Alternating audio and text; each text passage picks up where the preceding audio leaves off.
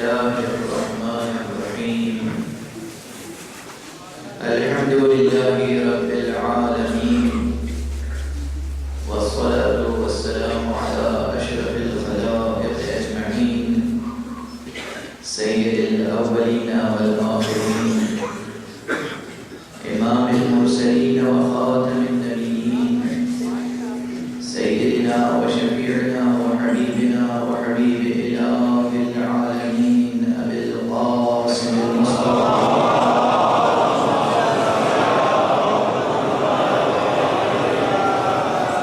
وعلى أهل بيته الطيبين الطاهرين الهداة المهديين المعصومين المظلومين واللعنة الدائمة على أعداء الدين أجمعين.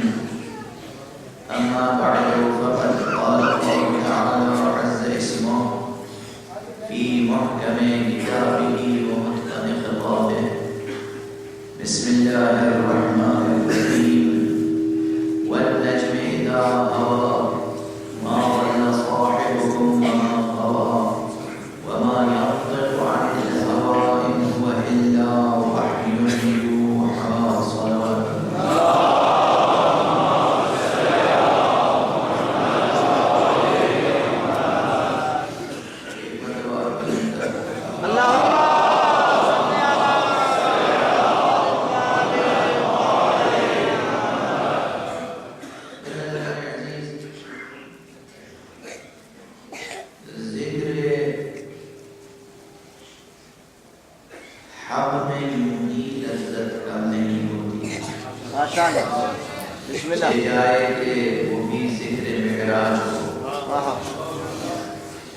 اور وہی ہماری زبانی نہیں بلکہ رب اکبر کی زبانی. یہ بڑا دلاویز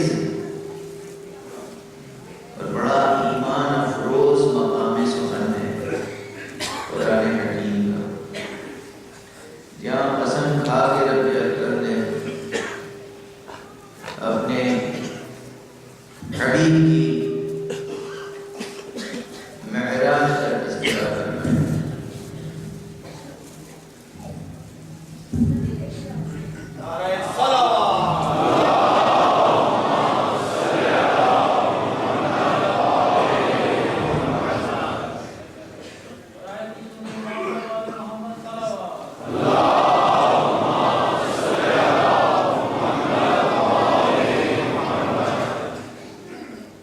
سورہ مبارک نجم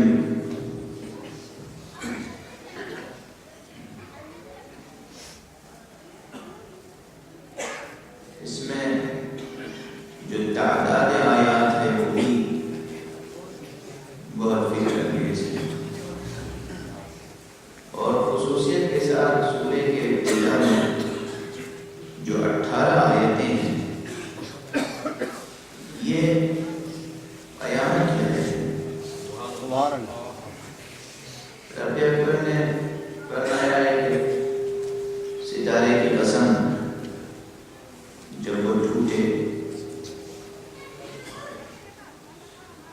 میرا یہ حبیب وہ ہے کہ تمہارا صاحب وہ ہے جو نہ بہکا نہ بھٹکا.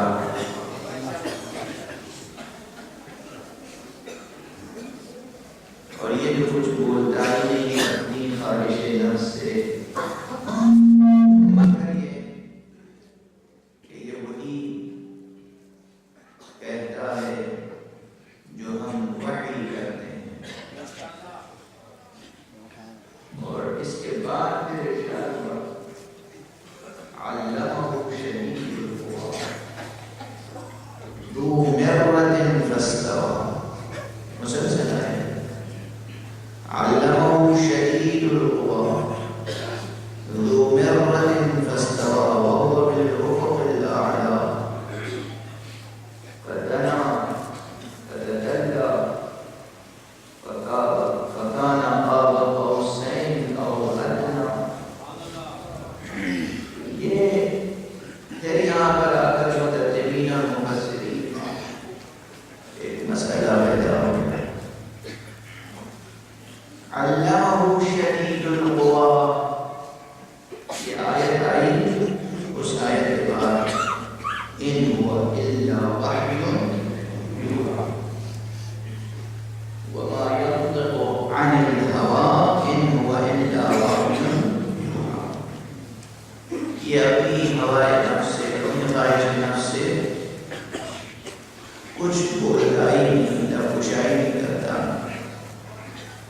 مگر یہ وہی کہتا ہے جو وحی ہوتی ہے. اس کے بعد کہا علمہ شدید القویٰ، اسے بڑی قوتوں والے نے علم دیا ہے.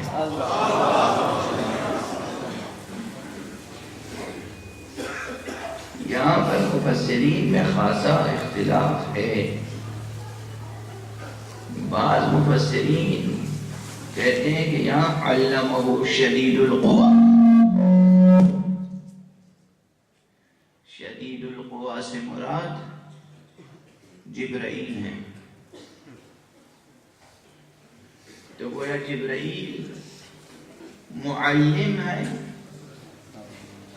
اور پیغمبر متعلم. بہت سے مفسرین نے لکھا ہے، ترجمہ کیا، اس میں مسلک کی قید بھی نہیں ہے. اس میں مسلک کی قید بھی نہیں. بہت سے مفسرین نے کہا کہ جبرائیل مراد جبرائیل علمہ شدید القویٰ ذو مرۃ فاستویٰ. ذو مرۃ بڑے پرہیبت ذات، جمیل ذات، مختلف معانی ذکر کیے گئے. میں پھر عرض کرتا ہوں کہ یہ عجب ذوق ہے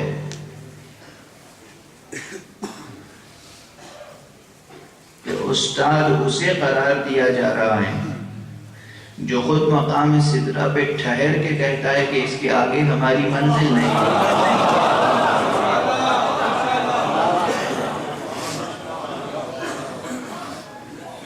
اس کے آگے آپ ہیں اور بس وہ خلوت سرمدی ہے.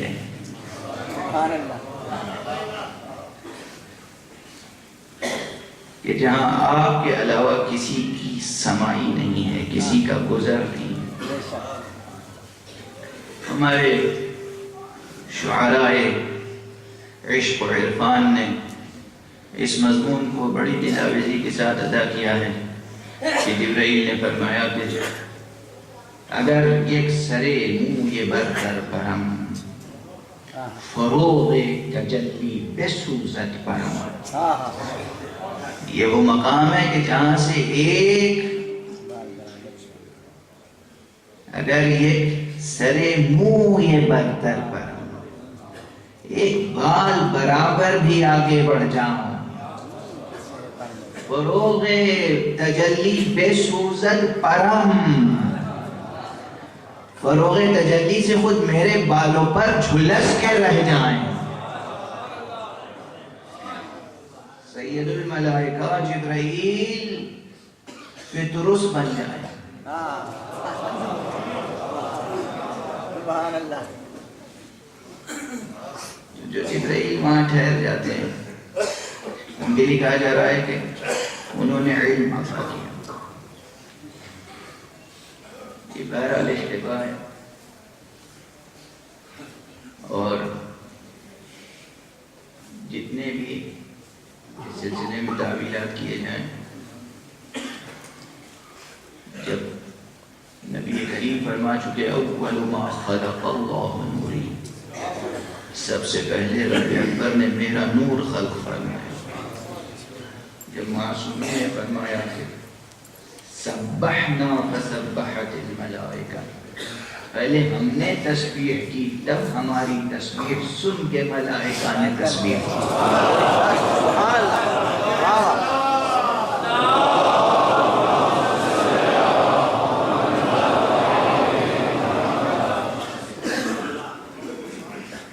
جس کا جو مرتبہ ہے وہی رکھیے.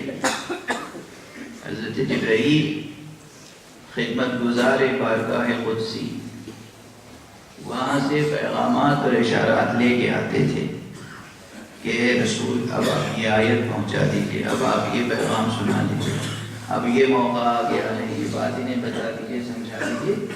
یہ خدمت جناب جبرائیل کے سپرد کی، وہ بھی اس لیے کہ یہ ادب مصطفی ہے، ادب بارگاہ الہی ان کے نزدیکی ہے کہ پورا قرآن قلب پیغمبر میں موجود ہے کہ باوجود منتظر رہتے ہیں کہا جائے کہ پڑھو تب پڑھو.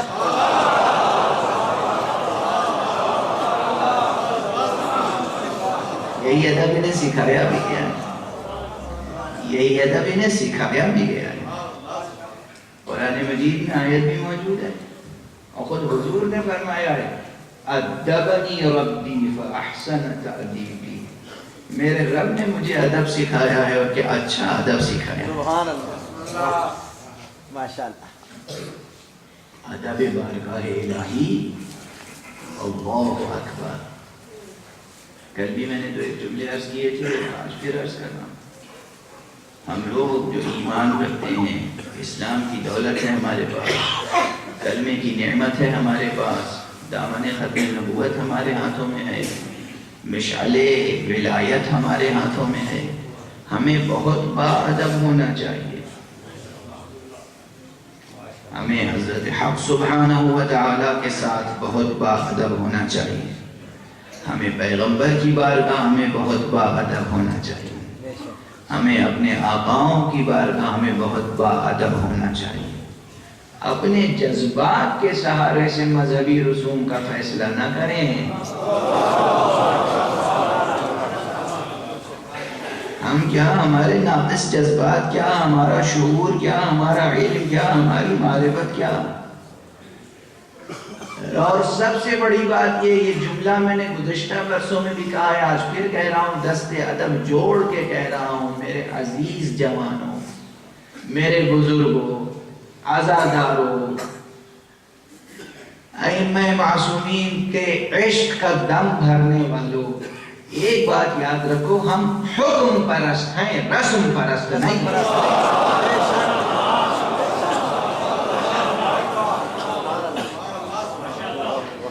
اپنے نفوس کی خود ہمیں تربیت کرنی ہے، ہمیں اپنے نفوس کی تربیت کرنی ہے، ہمیں اپنے نفس کو سرکش نہیں چھوڑنا ہے۔ سرکشی عشق کا مزاج ہی نہیں ہے، سرکشی عشق کا مزاج نہیں ہے۔ عشق تو معشوق کے چشم و ابرو کے احکام کی پابندی سکھاتا ہے، عشق بندگی سکھاتا ہے، سرکشی نہیں سکھاتا۔ آداب عشق سیکھیں۔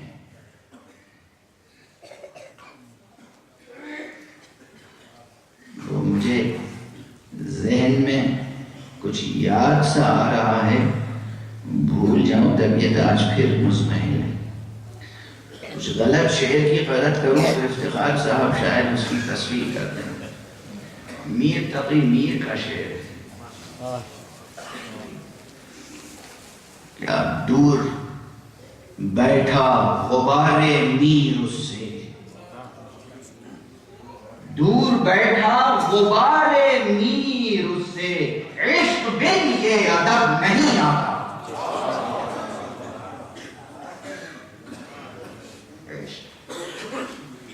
دور بیٹھا غبار میر اس سے، عشق بن یہ ادب نہیں آتا۔ عشق ادب سکھاتا ہے، عشق تہذیب سکھاتا ہے، عشق خاک کو سونا نہیں کندن بناتا ہے، عشق بندگی سکھاتا ہے، عشق عبدیت کا جوہر ہے، اور عبدیت ہی وہ وصف ہے جو سبب معراج بنتا ہے۔ سبحان اللہ، واہ جی واہ، ماشاءاللہ۔ عبدیت، اب اللہ چاہتے ہیں کہ میں جیسے بھی ممکن ہو بس خوب فضائل پڑھوں اور آپ واہ واہ کریں، نعرے لگائیں، درود بھیجیں، محظوظ ہوں اور چلے جائیں۔ یعنی فضائل صرف اس لیے سننا چاہتے ہیں کہ ذوق سماعت کی آسودگی ہو جائے اور کوئی بار عمل کاندھوں پر نہ آئے۔ ایسا تو نہیں ہونا چاہیے نا۔ ویسے بھی کوئی فضیلت ایسی نہیں ہے، کوئی منقبت ایسی نہیں ہے کہ جو درس عمل نہ دے. کوئی فضیلت، کوئی منقبت ایسی نہیں ہے کہ جس میں درس عمل نہ ہو. جسے آپ صرف فضیلت و منقبت کی روایتیں سمجھتے ہیں، اس میں بھی درس عمل ہے. اور معراج میں تو بہت بڑا درس عمل ہے. میں قبل اس کے کہ اب سورہ نجم کی آیتوں کے ضمن میں گفتگو کروں، پھر جاتا ہوں سورہ بنی اسرائیل کے مسئلے کی طرف. سبحان الذي اسرى بعبده ليلا من المسجد الحرام الى المسجد الاقصى الذي باركنا حوله لنريه من آیاتنا انه هو السمیع البصیر. کیا کہنا، پاک ہے، منزہ ہے، نقائص سے بری ہے، سر بسر کمال ہے، سر بسر جلال ہے. وہ ذات بلند ہے، اس کا دامن کبریائی ہر نفس ہے، جو اپنے عبد کو راتوں رات معراج کرتے ہیں. کسے دے گا؟ عبد. سبحان الذی اسرا بعبدہ. یہ نہیں کہا گیا سبحان الذی اسرا برسولہ، سبحان الذی اسرا بنبیہ، سبحان الذی اسرا بخاتمہ، سبحان الذی اسرا بحبیبہ، سبحان الذی اسرا بخلیلہ، سبحان الذی اسرا بخاتم النبیین، سبحان الذی اسرا بسید المرسلین. نہیں، کچھ نہیں، کوئی عہدہ اور منصب ذکر نہیں کیا گیا. سبحان الذی اسرا بعبدہ. کیا کہنا اس ذات کا جو اپنے بندے کو، اپنے عبد کو راتوں رات مسجد حرام سے مسجد اقصی تک کی سیر کرانے کے لیے لے گیا. عبد عبد عبد. یہ کتنا بڑا لطف کبریائی ہے جوانان عزیز، یہ کتنا بڑا لطف کبریائی ہے. اسی آیت میں وہ راز منکشف کر دیا کہ بلندیوں تک پہنچنے کا اصل وصف کیا ہونا چاہیے.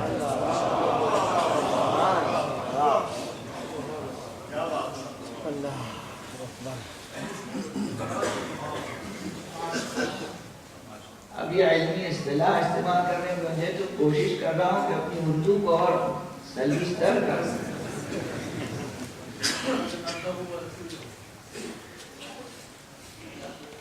ہمیں تو معمول کیا گیا ہے کہ ہم اپنی اردو بہتر بنائیں. مولانا عربی الفاظ نیچے سے بول کر بگاڑ رہے ہیں میری اردو.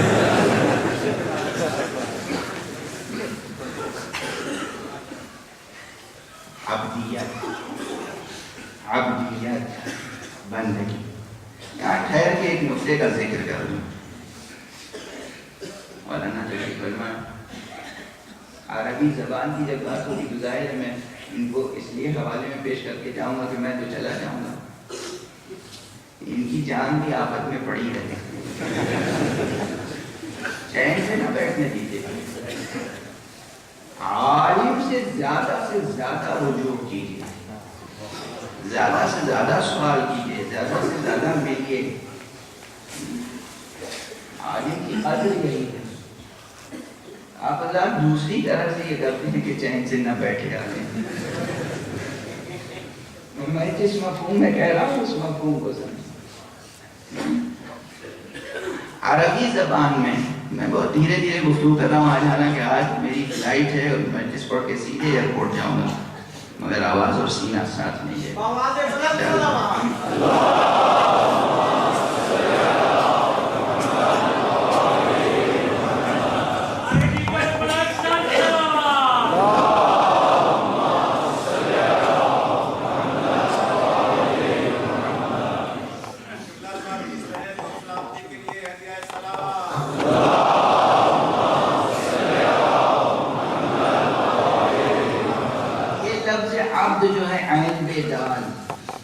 اسی سے جو مختلف افعال مختلف ابواب سے آئے ہیں. اس میں عربی زبان میں جب کسی ناہموار راستے کو ہموار بناتے ہیں، راستے جو نشیب و فراز میں زیادہ ہوتے ہیں، اوبڑ کھابڑ راستے ہیں. ہمارے ہندوستان میں، بھارت میں کبھی کبھی ہم لوگ کہتے ہیں کہ یہاں سڑکوں میں گڑھے نہیں ہوتے، گڑھوں میں سڑکیں ہوتی ہیں. تو یہ جو راستے ہوتے ہیں اونچے نیچے، ان راستوں کو ہموار کرنا، یعنی جہاں نشیب ہے وہاں مٹی ڈال کے برابر کرنا، اسے اونچا کرنا، اور جہاں بے سبب راستہ بہت سر اٹھائے ہوئے ہے وہاں اس کا سر تراش کے ہموار کرنا، راستے کو برابر کرنا، اسے کہتے ہیں عبد السبیل، عبد الطریق، یعنی راستے کو ہموار کر دیا. جو اور اہل لغت نے استعمالات لکھے ہیں اس میں یہ بھی ہے، لغت رجوع کرنا کہ راستے کو ہموار کر دیا. عبد السبیل یا عبد الطریق، یہ بھی اہل زبان کا ایک استعمال ہے، راستے کو ہموار کر دیا. اب اس معنی کو پیش نظر رکھ کے میں کہوں کہ عبدیت کیا ہے معلوم ہے آپ؟ ہمارا نفس، اس میں کچھ نشیب ہے، کچھ فراز، کہیں اخلاقی پستیاں ہیں اور کہیں بیجا انانیتیں اور سرکشیاں ہیں. جہاں اخلاقی پستی ہو وہاں اسے بلندی تک پہنچایا جائے، جہاں سرکشیاں ہوں وہاں اپنی انانیت کا سر تراش کر کے ہموار کیا جائے، تاکہ اوامر الہی کے لیے اس طرح راہ ہموار ہو جائے کہ جو حکم ہو اس پر عمل ہوتا چلا جائے. یہ ہے بندگی اور عبدیت کی منزل.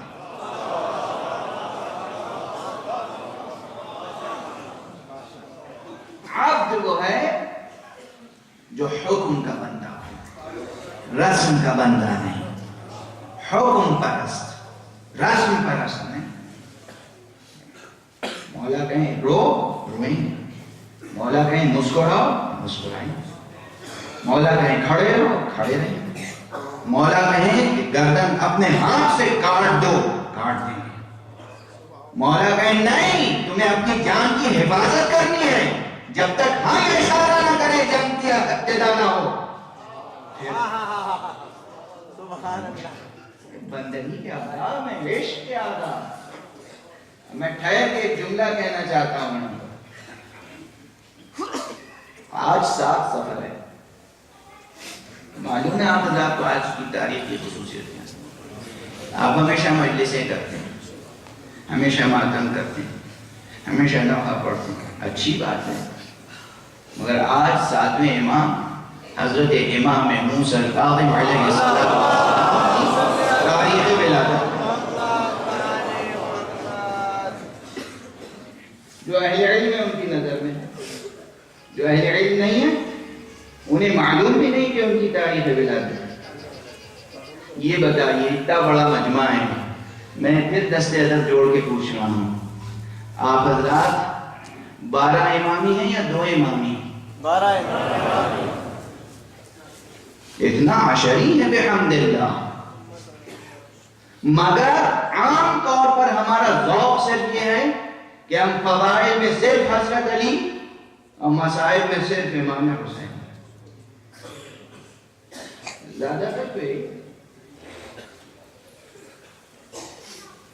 کیا ہم پر یہ واجب نہیں ہے کہ ہم اپنے 12 اماموں کا تذکرہ کریں؟ ان کا اپنا مرتبہ ہے، وہ ابو الائمہ ہیں، سید الاولیاء ہیں، خاتم الاوصیاء ہیں. ان سے ولایت کا سلسلہ چلا ہے، ان سے امامت کا سلسلہ چلا ہے. ان کا تذکرہ سب سے زیادہ ہوتا ہے، ہوگا، ہوتا رہے گا. کوئی روک نہیں سکتا، جو روکے گا وہ نابود ہو جائے گا. مگر ساتھ باقی ائمہ، باقی اولیاء، ان کا بھی تذکرہ ہونا چاہیے، معلوم ہونا چاہیے. روایت میں ہے کہ جس وقت حضرت امام جعفر صادق علیہ السلام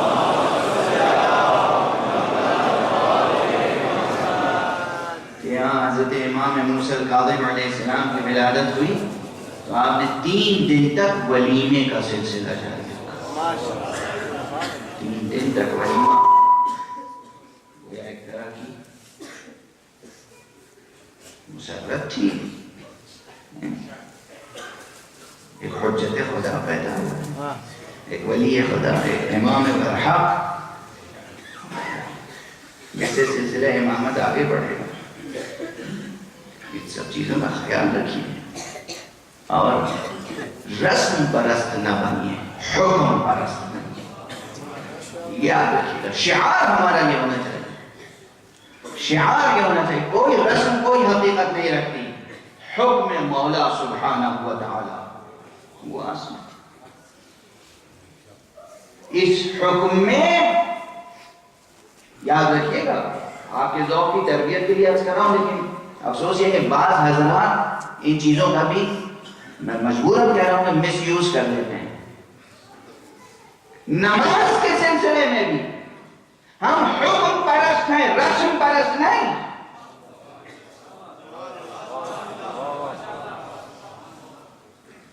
ہم نماز اس لیے پڑھتے ہیں حکم مولا ہے. نماز نبی کریم محمد عربی صلی اللہ علیہ وآلہ وسلم مسجد میں تشریف فرمائیں. ایک شخص نماز پڑھ رہا ہے, آپ نے آواز دی اس کا نام لے کر, اس نے حضور کا جواب نہیں دیا. آپ نے دوبارہ آواز دی, اس نے جواب نہیں دیا, آپ خاموش ہو گئے. وہ نماز پڑھ چکا تو آپ نے فرمایا میں نے تمہیں پکارا تھا. کہا یا رسول اللہ میں نماز پڑھ رہا تھا. میں کیسا نادان ہے, اگر دیکھ نہیں رہا ہے رسول اللہ کو, دیکھ رہے کہ نماز پڑھ رہا. یا رسول اللہ نماز پڑھ رہا تھا. حضور نے کہا مگر میں بلا رہا تھا. حضور بتانا چاہتے تھے کہ نماز کی اصل حقیقت یہ ہے کہ صدائے محمد پہ لبیک کہنا ہی نماز ہے.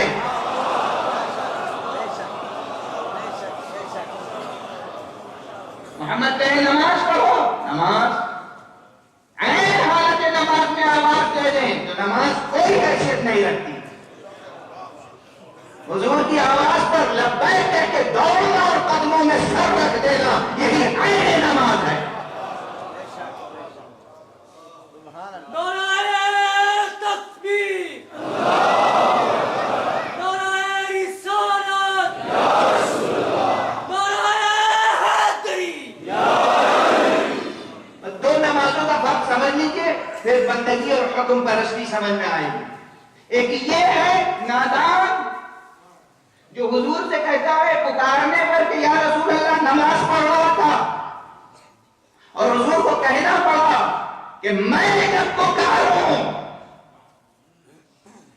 قرآن بھی حکم دیتا ہے کہ جب رسول پکارے اور اللہ پکارے تو ان کی آواز پر فوراً آواز دو. فاستجیبوا للہ ولرسولہ, اللہ اور اللہ کے رسول کی آواز پہ آواز دو, لبیک کہو. ایک یہ نادان ہے اور ایک وہ عارف کامل ہے. سبحان اللہ. کہ حضور نے اس کے زانوں پہ سر رکھ کے استراحت کا ارادہ فرمایا, یہ خاموش بیٹھا رہا. یہ وہی ہے جو کہتا ہے کہ میں تو رسول کے غلاموں میں سے غلام ہوں. حضور نے زانوں پہ سر رکھا اور استراحت فرماتے رہے. بس میں یہی تعبیر اختیار کروں گا, استراحت فرماتے رہے, اور یہاں تک کہ سورج غروب کر گیا. اس سے بڑا عاشق نماز کون ہوگا؟ پہلو تک نہیں بدلا.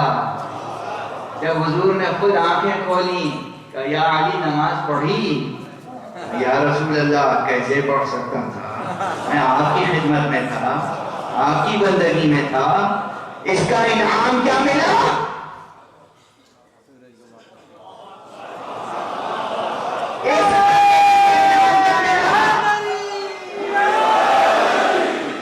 اس کو سمجھانا پڑا کہ نماز میری آواز پہ آواز دینے کا نام ہے, اور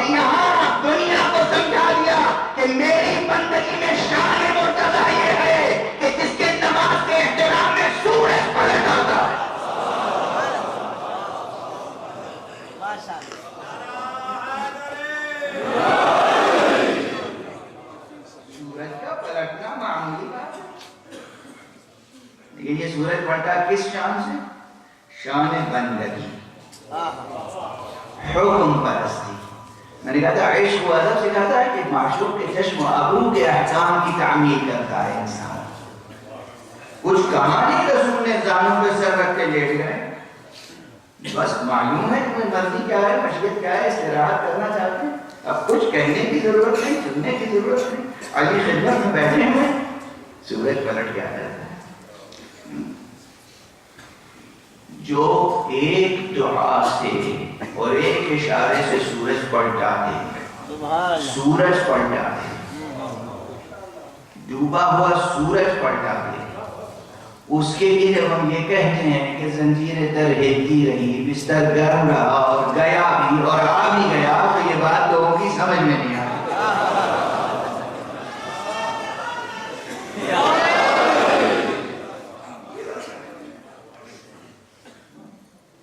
میں تو صرف اس موقع پر آج اتنا سے درس کرنا چاہ رہا تھا کہ ذکر معراج میں بھی درس عمل ہے. اور درس عمل کیا ہے؟ ہمیں آداب بندگی سیکھنا ہے.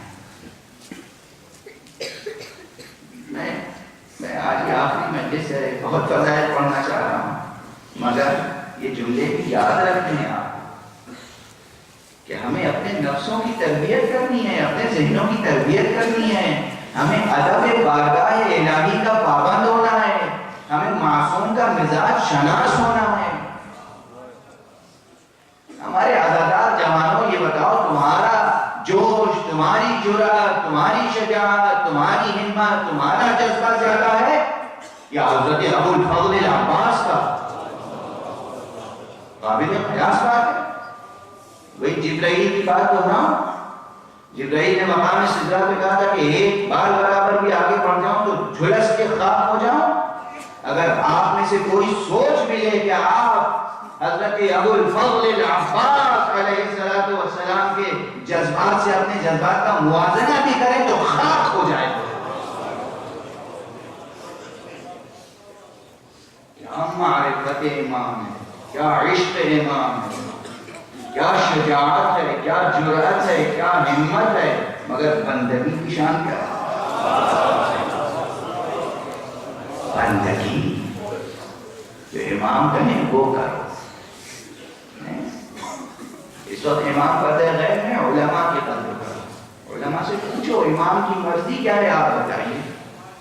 اگر یہ غلط بتائیں گے کہ گناہ گار ہوں گے، تم گناہ گار نہیں ہوں گے.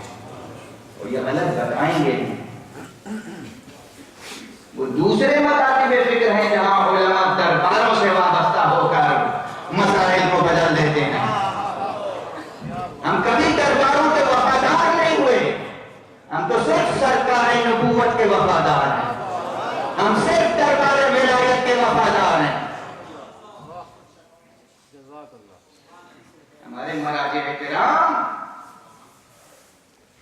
یہ جملہ یاد رکھیے گا کہ جو معصومین ہیں وہ تو مقام عصمت کبریٰ کے درجے پہ فائز ہیں.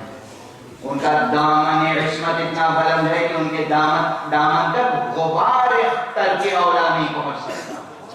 ہمارے علماء وہ ہیں، مراجع تقلید وہ ہیں، یہ موجودہ مراجع تقلید کہ ان کے دامن تقویٰ پر گناہ کا داغ نہیں.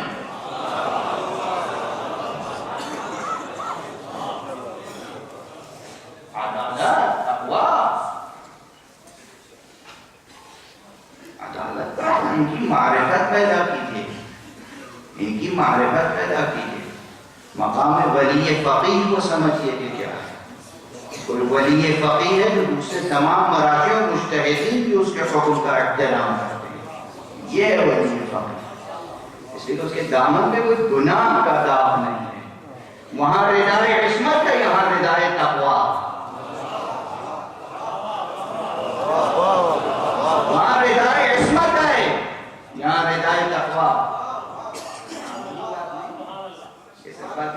ان کا وجود گواہ ہے کہ جب یہ ایسے ہیں تو ان کے ہاتھ کیسے ہوں گے.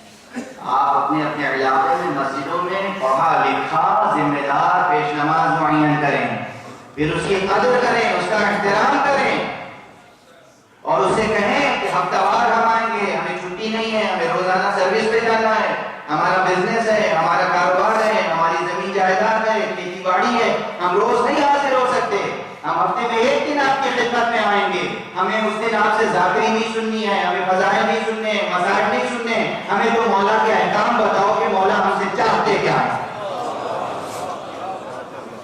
حکم سناؤ۔ عشق و بندگی کے ارادے سے حکم کا سننا اتنا ہی ثواب رکھتا ہے جتنا فرش ادا بچھا کر مجلس اعلیٰ کرنے کا۔ مجلس اعلیٰ کا اپنا مقام ہے، مجلسوں میں کمی نہیں آنی چاہیے، ماتم کے شور میں کمی نہیں آنی چاہیے، جلوس ادا کے شکوہ میں کمی نہیں آنی چاہیے، حسین مظلوم کا پرچم ہمیشہ بلند رہنا چاہیے، اور میں کہہ چکا ہوں کہ وہ بلند رہے گا تو بلند رکھو یا نہ رکھو، وہ بلند رہے گا۔ یہ جو سعادت مندی ہے ہماری کہ اس کے زیر سایہ سانس لینے کا موقع مل جاتا ہے،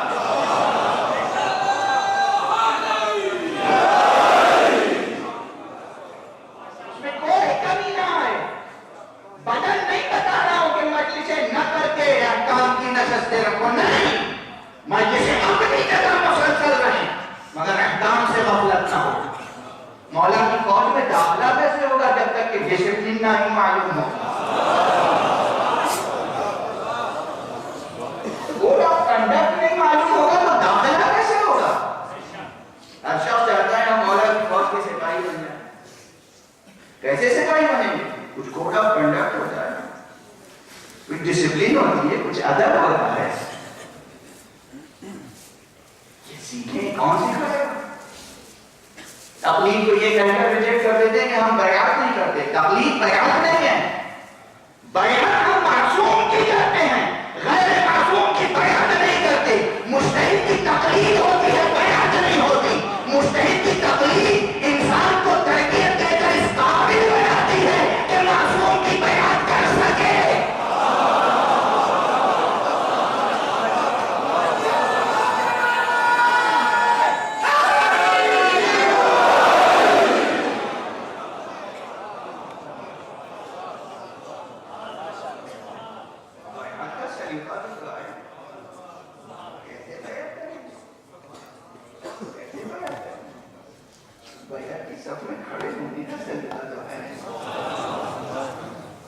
ہاتھ بڑھانے کی ضرورت کیسے ہوگی؟ وہ سلیقہ تو آئے، ڈسپلن کا سیکھیں، نفوس کی تربیت کریں، بندگی سیکھیں عشق کے ساتھ، اور پھر دیکھیں کہ آپ کی زندگی میں کیسا عروج پیدا ہو۔ بس یہ باتیں عرض کرنا چاہتا تھا وہ عرض کر لوں، اب کچھ باتیں جو معراج کی اور ہو جائیں۔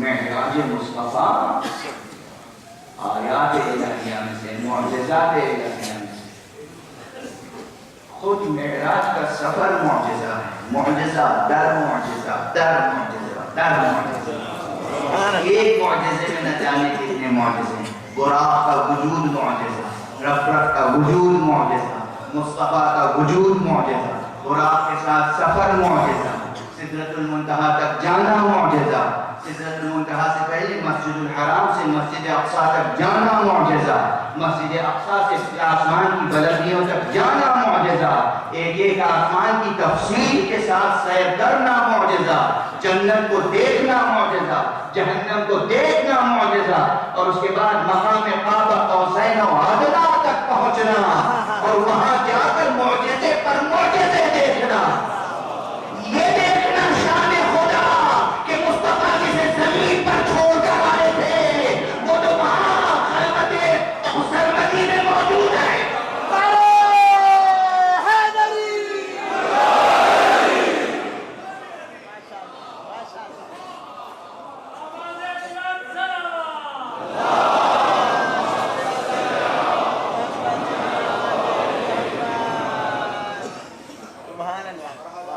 ماشاء اللہ یہاں پر کیا کہوں، جنرل صاحب بھی تشریف فرمائیں، یہ چاہیں تو فلائٹ لیٹ ہو سکتی ہے، میں فضائل پڑھ سکتا ہوں، مگر آپ کو ایسی ہوتی نہیں، یہ فلائٹ لیٹ کرا بھی دیں تو میری آواز جو ساتھ نہیں دے رہی ہے اس کا کیا کروں۔ معراج میرا بہت پسندیدہ موضوع ہے، اور اب پوری ذمہ داری کا ہمارے برادر شفیع و بزرگوار جناب حجت الاسلام المسلمین مولانا مولوی شفا نجفی صاحب تشریف فرما۔ جو نادان لوگ ہیں وہ مولوی کہنے میں ناخوش ہوتے ہیں کہ جناب میں میرا مرتبہ چھوٹا کر دیں۔ مولوی ہونا بڑا مرتبہ ہے، مولانا ہونا بڑا مرتبہ ہے۔ مولانا تو کوئی بھی ہو سکتا ہے، مولوی وہ ہوتا ہے جو مولا کا ہو کر رہتا ہے۔ مولوی اس میں منصوب ہے، مولانا مضاف مضاف ہے، مولا نا کی طرف مضاف ہے۔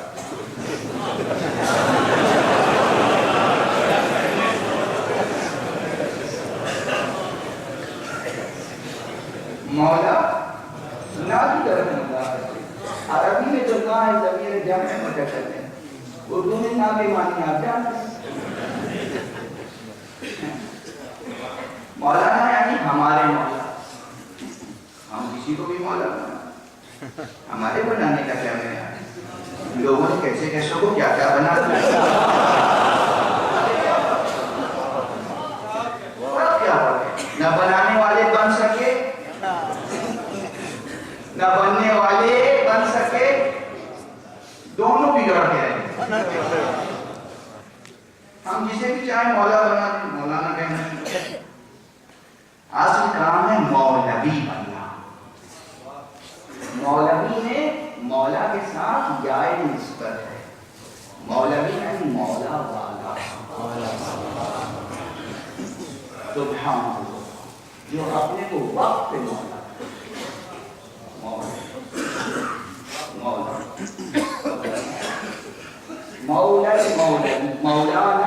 پہلے علماء کے الفاظ و آداب لکھے جاتے تھے تو اس میں یہ لکھا جاتا تھا، 3 4 5 سطروں میں الفاظ ہوتے تھے، اور وہ الفاظ میں آیت اللہ اور حجت الاسلام اور شرف الاسلام اور رئیس المتکلمین اور جتنے قافیہ بندی ہو سکتی تھی سب ہوتی تھی۔ آخر میں پہلے لفظ مولانا آتا تھا، پھر مولانا المولوی، یعنی یہ ہمارا مولانا وہ ہے کہ جو اصل میں مولوی ہے، یعنی ہم نے کسی ایسے ویسے کو مولانا نہیں کہا ہے، بلکہ جو مولا والا ہے اسی کو ہم نے اپنا مولا یا آقا یا پیشوا بنایا۔ بہرحال تشریف کرنا تو میں وقائع شکر کی تحقیق نعمت کر رہا ہوں۔ یہ جو بیت ہے ان میں اعراض پیغمبر جسمانی کی یا روحانی کی، اس میں علماء نے قرآن مجید سے بھی استدلال کیا ہے کہ یہ معراج جسمانی معراج، یعنی مکمل وجود کے ساتھ، روح و جسم کے ساتھ معراج ہوئی، روح و جسم کے ساتھ مکمل وجود کے ساتھ معراج پیغمبر ہوئی۔ جو دلیل عام طور پر ذکر کی جاتی ہے وہ صرف ایک، اور وہ وہی لفظ عبد سے ہے۔ علامہ فخر الدین رازی نے یہ دلیل نقل کی ہے تفسیر کبیر میں، اور دوسرے علماء نے نقل کی ہے، داخلی نقل کرتے رہے ہیں، آپ ان سے پہلے سن چکے ہوں گے یہ دلیل کہ سبحان الذی اسری بعبدہ، کیا کہنا اس پروردگار کا جس نے اپنے عبد کو راتوں رات سیر کرائی۔ تو کہتے ہیں عبد کا اطلاق صرف روح مجرد پہ نہیں ہوتا، عبد کا اطلاق روح اور جسم کے مجموعے پر ہوتا ہے۔ یہ طالب علم کہتا ہے کہ یہ دلیل اپنی جگہ، یہ دلیل لفظی ہے اور اس میں مناقشے کی گنجائش موجود ہے، اس لیے کہ جسم و روح کے ساتھ عبد کا اطلاق بشر کے لیے درست تسلیم سلامنا، مگر وہ وجودات نوریہ جو صرف نور کے ہیں، جن کے پاس باقی جسم نہیں آئے، ملائکہ کیا ان پر عبدیت کا اطلاق نہیں ہوتا؟ کیا وہ اللہ کی بندگی نہیں کرتے؟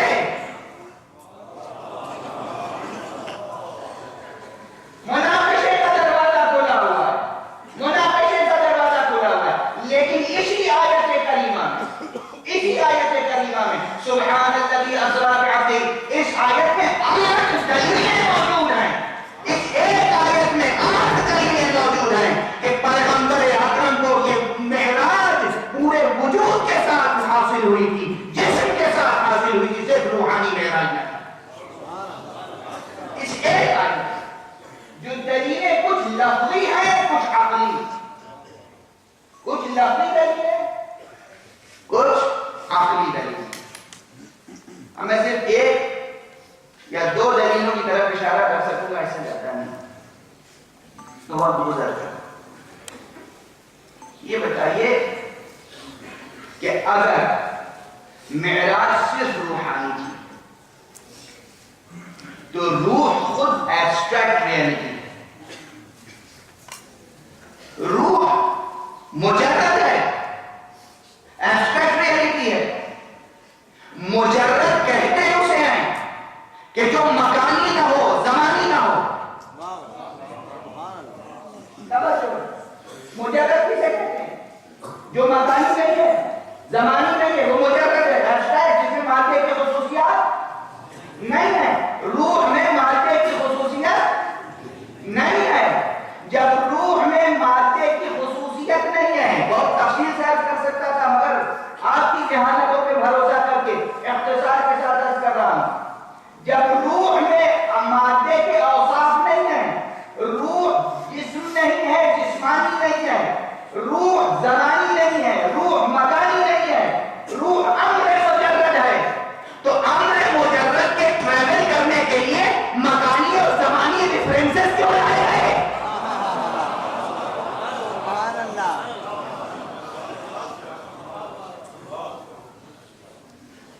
روح کے سفر کے لیے روح کسی مکان سے مکان تک سفر نہیں کرتی، چونکہ وہ ہے زمانی۔ روح کے لیے زمان کی کوئی حیثیت نہیں ہے، چونکہ روح ہے زمانی۔ اور آیت کہہ رہی ہے سبحان الذی اسری بعبدہ لیلا من المسجد الحرام الی المسجد الاقصی۔ مسجد حرام ایک مکان ہے، مسجد اقصی ایک مکان ہے، اور لیلا رات کا حوالہ ہے۔ یہاں ظرف زمان کا حوالہ بھی ہے، ظرف مکان کا حوالہ بھی ہے، یعنی پورے وجود جسمانیوں مکانیوں زمانی کے ساتھ سیر کی تھی، صرف روح نے سیر نہیں کی تھی۔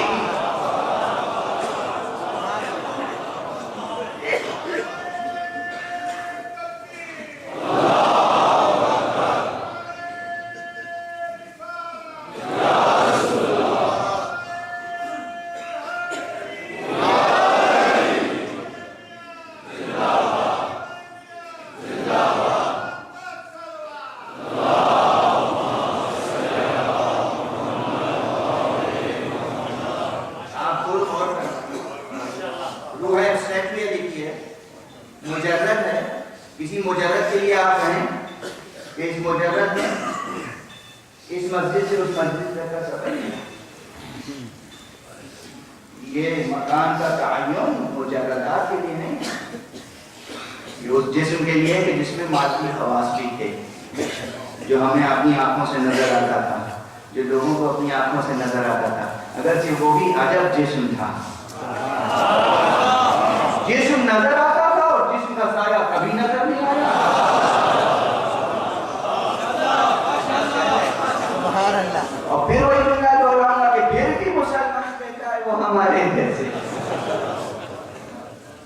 بس اتنا ہی کہ جسم نظر آتا تھا، جسم ہماری ان آنکھوں سے نظر آتا تھا نا، جسم سفر کرتا تھا نا، آپ کے قدم مبارک زمین کو رونق بخشتے تھے نا، زینت بخشتے تھے نا، آپ زمین پہ سجدہ کرتے تھے نا، آپ رکوع و قیام کہاں کرتے تھے؟ زمین پہ کرتے تھے نا۔ تو آپ کا جسم تھا، اس جسم کے ساتھ آپ نے سفر کیا، من المسجد الحرام الی المسجد الاقصی۔ یہ ریفرنس جو اسپیس کا ریفرنس ہے اور جو ٹائم کا ریفرنس ہے، یہ جو مکان کا ریفرنس ہے، زمان کا ریفرنس ہے، یہ دلیل ہے عقلی کہ یہ سفر صرف روح کا سفر نہیں تھا، روح و جسم کا سفر، مکمل وجود کے ساتھ آپ نے سفر. اور دو حصوں میں قرآن مجید نے بیان کیا ہے، ایک سیر ہے مسجد الحرام سے مسجد اقصی تک، اور ایک پھر عروج ہے مسجد اقصی سے مقام او ادنا تک. دونوں کا قرآن، یہاں سورہ بنی اسرائیل اور وہاں سورہ نجم.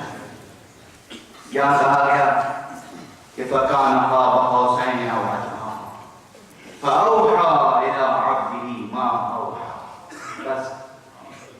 بس اب اس کے کہ میری طاقت بالکل جواب دے گیا ہے کہ آپ کا مائک ساتھ چھوڑ دیں، میں اپنی مجلس کو سمیٹ دوں، باقی رہ گیا سارا بیان. یہ تینوں مجلسیں تمہید میں گزر گئیں. حضور مقام قاب قوسین تک پہنچے اور قاب قوسین سے بھی کچھ آگے پہنچے.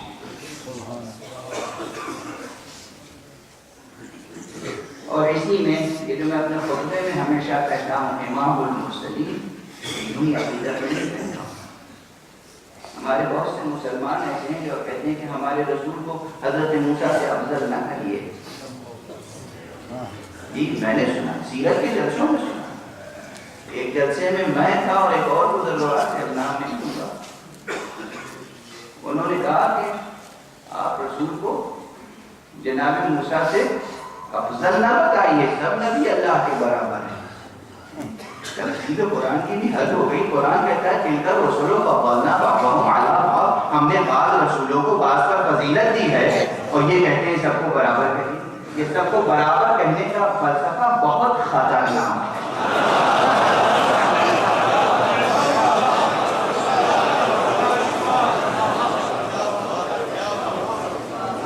اس نے اسلام کو بہت نقصان پہنچایا، بہت نقصان پہنچایا. سب کو برابر کہنے کا فلسفہ اس نے اسلام کو بہت نقصان پہنچایا. نہیں، ایسا نہیں. حضور امام المرسلین ہیں. معراج کی روایات میں تمام اہل اسلام نے یہ روایت نقل کی ہے کہ وہ منزل آئی کہ جہاں تمام انبیاء جمع ہوئے اور صفے لگی نماز کے لیے، اور جبرائیل آئے اور انہوں نے پیغمبر سے کہا آپ آگے بڑھیں اور نماز پڑھائیں. حضور نے نماز پڑھائی اس لیے امام المرسلین ہیں. اور اللہ جب کسی کو آگے بڑھائے گا تو وہ ہمیشہ افضل کو آگے بڑھائے گا، مفضول کو آگے نہیں بڑھائے گا.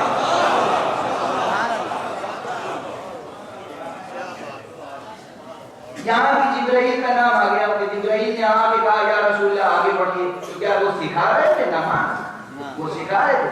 یہ ادب بارگاہ الہی اور مقام تواضع مصطفیٰ ہے.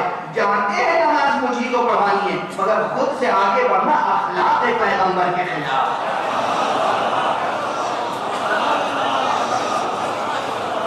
سب سے بزرگ بھی تو ہیں، ابراہیم ہیں، اسماعیل ہیں، موسیٰ ہیں، عیسیٰ ابراہیم جد پیغمبر ہیں. تو یہ ان کا ادب ہے اور وہ اس کا حکم. نہیں، ابراہیم پیچھے نماز پڑھیں گے، آپ آگے بڑھیں.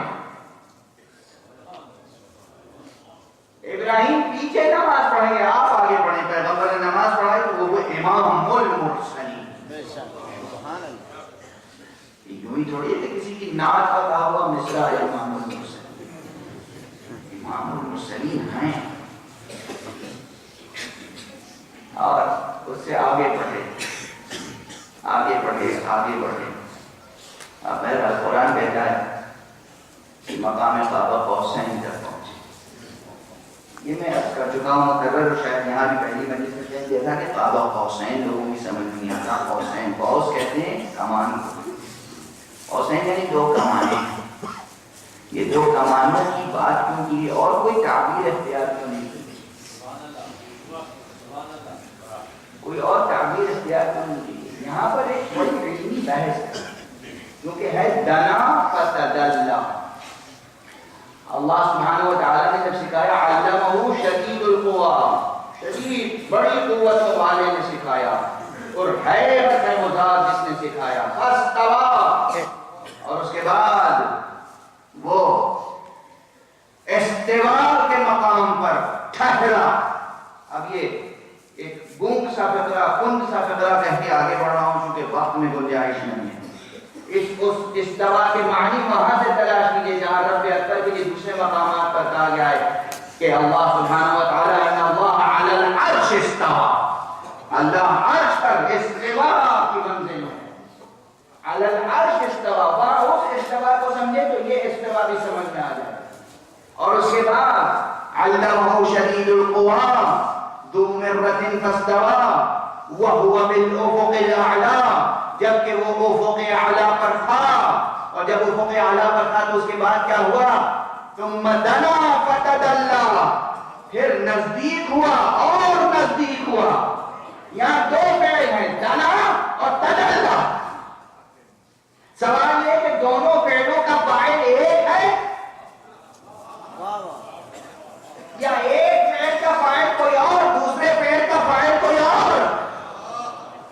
دنا کا فاعل کوئی اور، تدلّا کا فاعل کوئی اور. یہ قول موجود ہے روایات میں، اس لیے عرض کر رہا ہوں. مفسرین نے نقل کیا، اس لیے عرض کر رہا ہوں. تفسیر بالرائے نہیں ہے. کہتے ہیں کہ پیغمبر ادھر سے بڑھے. اور کسی کو جب مہمان بلایا جاتا ہے تو استقبال کا طریقہ یہ ہے کہ ایک قدم وہ آگے بڑھتا ہے تو بلانے والا دو قدم خود آگے بڑھتا ہے. دنا فتدلّا. اور اس قول کی تائید اس حدیث سے ہوتی ہے کہ جب پروردگار نے کہا کہ میرا بندہ اگر ایک بالش میری طرف بڑھتا ہے تو میں ایک گز اس کی طرف بڑھتا ہوں. اگر کوئی تھوڑا سا میری طرف بڑھتا ہے تو میں بہت زیادہ اس کی طرف بڑھتا ہوں. اگر اس حدیث کو سامنے رکھے اور پھر دیکھیں دنا فتدلّا، ادھر سے محمد بڑھا، ادھر سے رب نے استقبال کیا. اب ظاہر ہے کہ وہ رب مکانی نہیں ہے، زمانی نہیں ہے، جسم نہیں ہے، جسمانی نہیں ہے، پاک ہے، منزہ ہے. اس کے باوجود ایک چیز، تصویر، ایک معاملے کی، ایک موقع کی تصویر لفظوں میں کھینچنی ہے.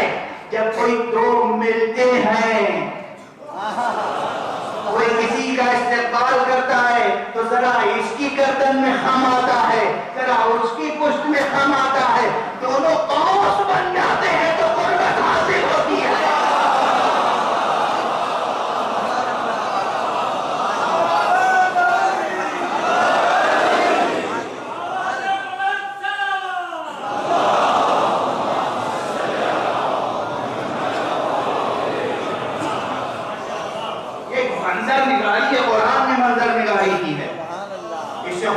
جسمانیت لازم نہیں آتی، اس لیے کہ عرش پر استوا سے اس جسمانیت لازم نہیں آتی. اللہ کے دونوں ہاتھوں کا تذکرہ ہے پھر بھی اس کی جسمانیت لازم نہیں آتی. اللہ کے پہلو کا قرآن میں تذکرہ ہے پھر بھی جسمانیت لازم نہیں آتی. اللہ کے چہرے کا تذکرہ ہے پھر بھی جسمانیت لازم نہیں آتی. جب اتنے اعضاء و جوارح کے تذکرے کے بعد جسمانیت لازم نہیں آتی تو دنا و فتدلّا کی اس تفسیر میں جسمانیت کیسے لازم آتی؟ ادھر سے بڑھا، معبود نے ادھر سے استقبال کیا تو کوئی فاصلہ نہ رہ گیا، بس دو کمانوں کا فاصلہ تھا. یہ دو کمانوں کا فاصلہ اس کی معنوی جہت کیا ہے اس کی طرف اشارہ کر چکا ہوں کہ ذات میں، ماہیت میں انقلاب نہیں آتا. باپ باپ رہے گا، بیٹا بیٹا رہے گا، خالق خالق رہے گا، مخلوق مخلوق رہے گا، رازق رازق رہے گا، مرزوق مرزوق رہے گا، عبد عبد رہے گا، معبود معبود رہے گا. پروردگار عالم نے حکم دیا ہے تخلقوا باخلاق اللہ، اللہ کے اخلاق و اوصاف اپنے اندر پیدا کرو. محمد عربی وہ ذات گرامی ہے جس نے اللہ کے اوصاف اپنی ذات میں پیدا کرنا شروع کیے اور دامن طلب کو پھیلا دیا. پروردگار نے عطا کا سلسلہ جاری رکھا. جتنے اوصاف ان کی ذات میں سمو سکتا تھا سموتا چلا گیا. ان کی ذات گرامی بلند ہوتی چلی گئی. وہ کریم تھا، ان میں شان کرم پیدا کر دی. وہ رحیم تھا، ان میں رحمت پیدا کر دی. اس نے سب کچھ ان میں اوصاف اپنے پیدا کر دیے، مگر دو وصف وہ تھے وہ خالق تھا اور یہ مخلوق، وہ معبود تھا اور یہ عبد. اس لیے ممکن نہ تھا کہ عبد معبود بن جائے، ممکن نہ تھا کہ مخلوق خالق بن جائے. یہ دو کمالوں کا فاصلہ باقی رہا اور باقی تمام فاصلے مل رہے.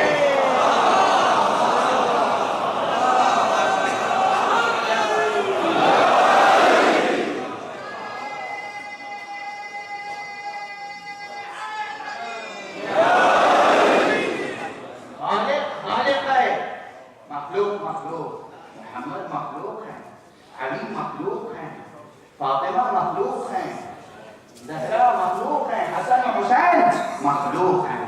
انہیں خالق نہ کہیں، یہ نعرے نہ لگائیں. ادب سیکھیں، ان کا نام لینے کا ادب. اللہ بات کو سزا دے گا کہ خود پہلے سزا دے گا. خدا کی وحدانیت کی گردنیں کٹانی ہیں، جان. وہ معبود ہے اور یہ حق، لیکن اس کے بعد کا جو فقرہ ہے وہ قیامت کا ہے. او ادنا، اس سے بھی کم. ایک طرف انہوں نے کہہ دیا کہ وہ خالق ہے، یہ مخلوق ہے، یہ فاصلہ مٹ نہیں سکتا، تو یہ اب کم کیا ہوا؟ وہ معبود ہے، یہ عبد ہے، فاصلہ مٹ نہیں سکتا، اب یہ کم کیا ہوا؟ کم صرف یہ ہے کہ اس نے معبود ہوتے ہوئے اپنی بندگی کے لیے ان کی بندگی کی شرط لگائی.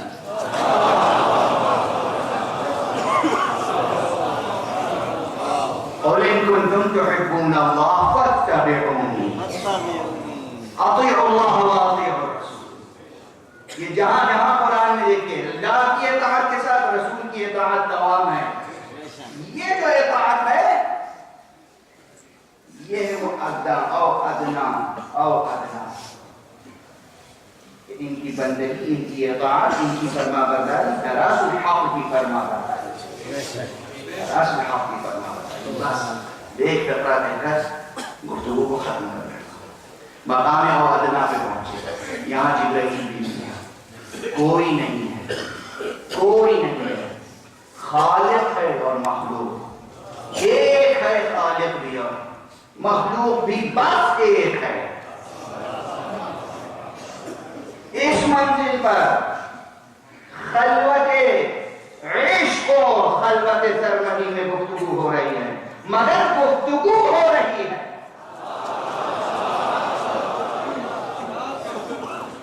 جب گفتگو ہوگی تو کسی زبان میں ہوگی، کسی لہجے میں ہوگی. جب پلٹ کے آئے اور کہا میں معراج پر گیا تھا اور گفتگو کر کے آیا ہوں، پوچھنے والوں نے پوچھا یہ روایت عبداللہ ابن عمر سے وارد ہوئی ہے.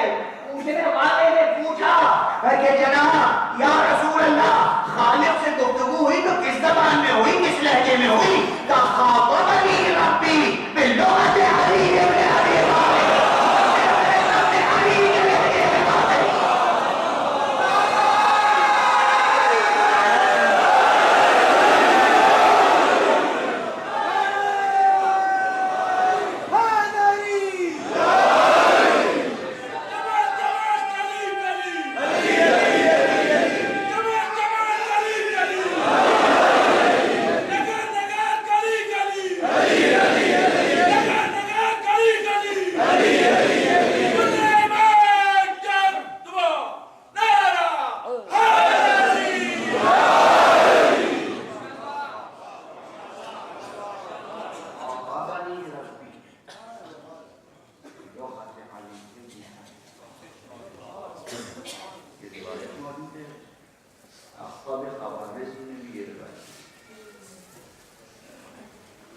اور گفتگو ہوئی.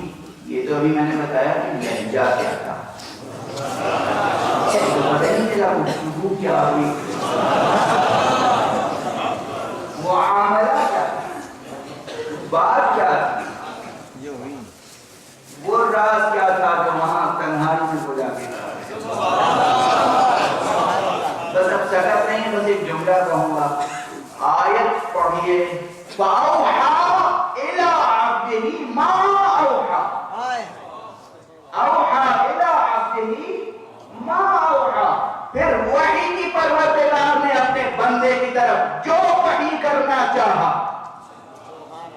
ماں کا کلمہ یاد رکھیے گا فَأَوْحَى إِلَىٰ عَبْدِهِ مَا أَوْحَى. اب جو کچھ بھی گفتگو ہوئی وہ ایک لفظ ماں میں سمٹ کے رہ گئی. اس دو حرفی کلمے کی وضاحت کون کرے, کس میں سکت ہے؟ دیکھیے قرآن مجید ہی میں کوئی اور اشارہ مل جائے تو شاید معاملہ حل ہو جائے. اب قرآن مجید کو پڑھنا شروع کیجئے, دیکھیے کہیں پروردگار اس گفتگو کا حوالہ دیتا ہے یا حوالہ نہیں دیتا. جبرائیل ایک بار آتے ہیں, پیغمبر کی زندگی کا آخری سال ہے, حج کر کے پلٹ رہے ہیں, کہتے ہیں یا ایھا الرسول بلغ ما انزل الیک من ربک. اے رسول پہنچا دیجئے جو آپ کے رب کی طرف سے نازل ہو چکا ہے.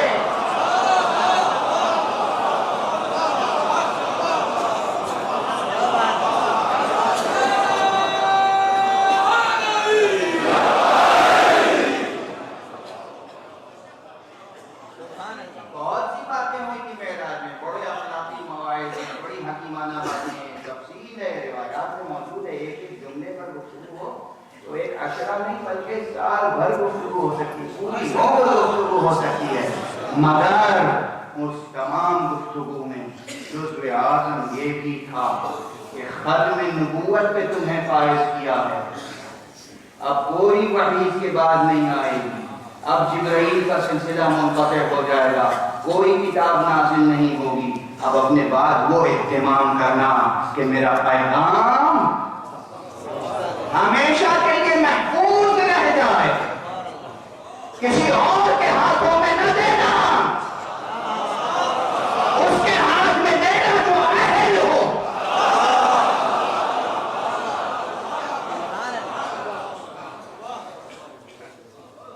رسول نے اعلان کیا, بس وقت نہیں ہے, تمام ہو گئے. یہ معراج کی داستان وہ ہے, یہ معراج کا معجزہ وہ ہے جس کے متعلق حضرت امام جعفر صادق علیہ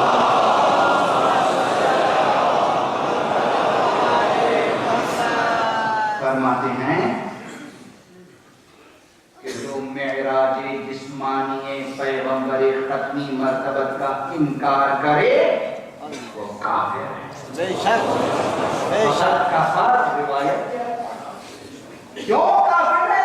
تکذیب قرآن لازم ہے, ہاں تکذیب خدا لازم ہے, اس لیے کہا صراحتاً قرآن کہہ رہا ہے خدا لے گیا, آپ کہہ رہے نہیں جسم نہیں لے آتا. اس کا انکار کر رہے ہیں, کس کو جھٹلا رہے ہیں.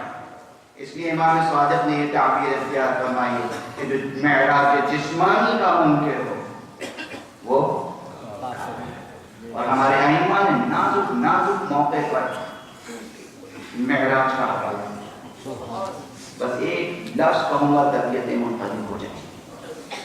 معلوم ہے کس امام نے کہاں حوالہ کیا؟ ہمارا چوتھا امام سید سجاد. ہاتھوں میں ہتھکڑیاں, پاؤں میں ریڑھیاں, کمر میں لنگر, گلے میں خارخار. روایت ہے, روایت اس کے علاوہ بھی لوہے کی زنجیروں سے جکڑا. اس طرح میں آقا نے کربلا سے کوفے سے شام تک کا سفر کیا. لیکن جب دربار یزید میں دمشق میں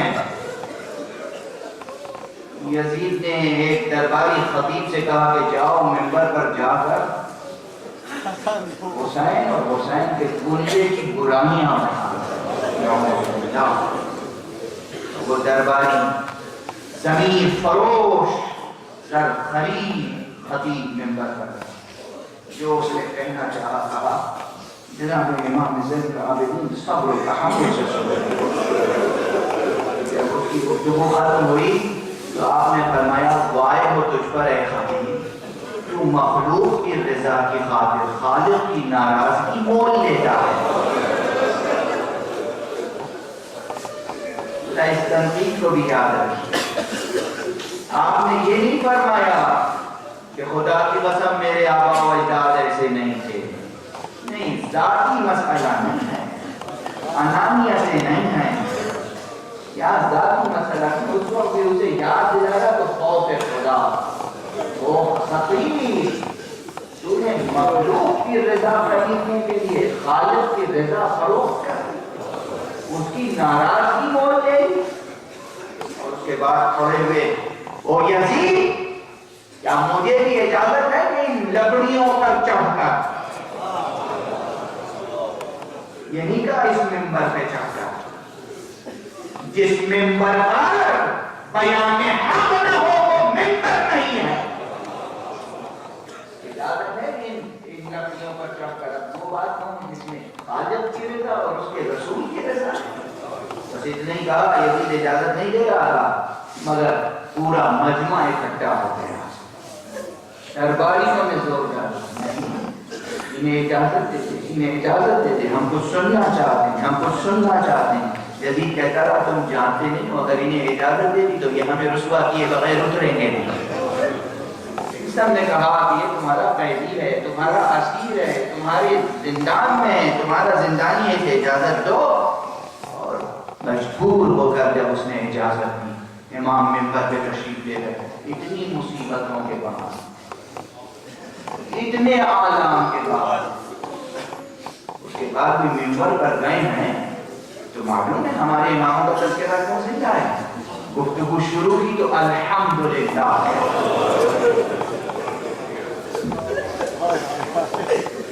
جو آپ کی آنکھوں سے آنسو رواں ہو جاتے ہیں، یہ جو بے اختیار آپ سے پیٹتے ہیں، خدا رات محبت ہے آپ کے دلوں میں. اتنی مصیبتیں پڑی، گفتگو شروع کی لفظ بھیجے تو حمد الہی کے ساتھ الحمدللہ والصلاة علی جدی رسول اللہ، اور درود ہو میرے نانا رسول اللہ.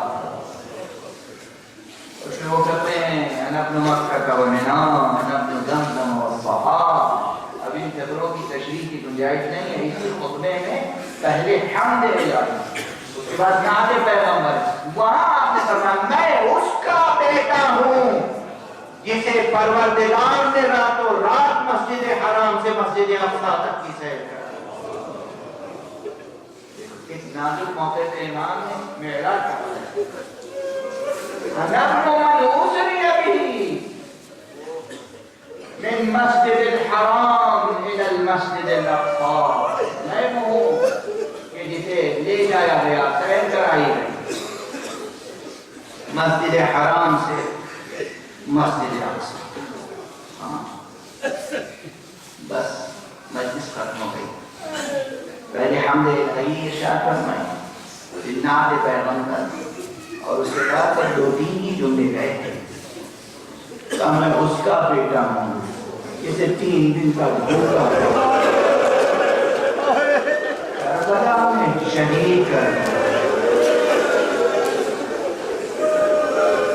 میں اس کا بیٹا ہوں جسے دفن نہیں کیا گیا، جسے تپتی ہوئی ریت پر آنکھ و خون میں غلطہ چھوڑ دیا گیا. اور خاص طور پہ جملہ میں اس کا بیٹا ہوں جس کے سر سے ہمارا لوٹ لیا گیا. میں اس کا بیٹا ہوں جس کی رضا لوٹ لی گئی. اور پھر یہ کہے کہ امام کی ہچکیاں بن گئی. میں اس کا بیٹا ہوں جس کے اہل عالم کو اسیر کر کے دیار بدیار کربلا سے کوفے سے شام میں پھیلایا ہے.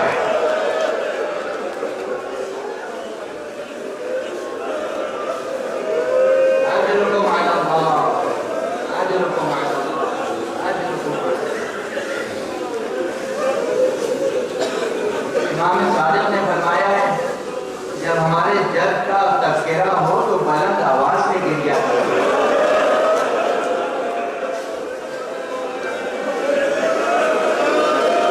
یہ آپ کا گریا آواز حق ہے. یہ آپ کی بلند آوازیں باطل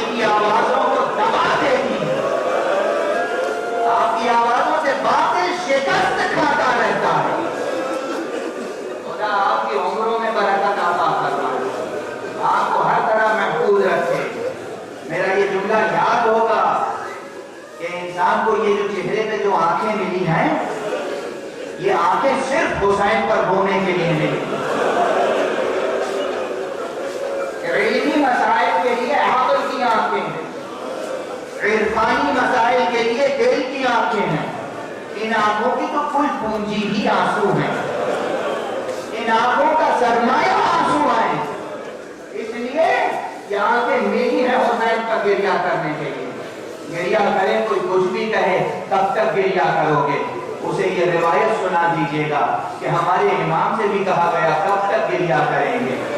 آقا زین العابدین کب تک گریہ کریں گے؟ چاہنے والوں نے کہا آقا نے کیا فرمایا؟ کیا فرمایا؟ تم نے ہمارے ساتھ انصاف نہیں کیا۔ یعقوب نبی تھے، یعقوب پیغمبر تھے، انہیں علم تھا، ان کے 12 بیٹوں میں سے ایک یوسف نکاحوں سے اوجھل ہو گیا تھا، اور علم تھا کہ یوسف زندہ ہے، علم تھا، معلوم تھا یوسف زندہ ہے، پھر بھی اتنا گریہ کیا کہ آنکھیں بیرون ہو گئی۔ ارے میرے سامنے تو 18 یوسف،